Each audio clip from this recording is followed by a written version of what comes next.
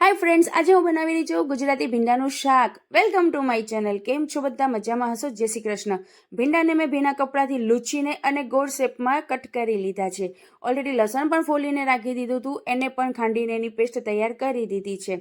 લોયામાં તેલ ગરમ થઈ ગયું છે। હવે તેની અંદર આપણે અડધી ચમચી રાઈ, અડધી ચમચી જીરું અને અડધી ચમચી હિંગ એડ કરી દઈશું।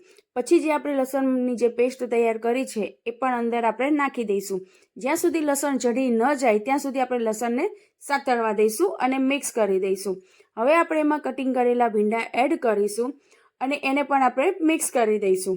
હવે આ લોયાની માથે આપણે થાળી ઢાંકીને તેમાં અડધો ગ્લાસ જેટલું પાણી નાખી દઈશું, જેથી કરીને પાણીની વરાળથી નીચે ભીંડા સરસ બફાઈ જાય।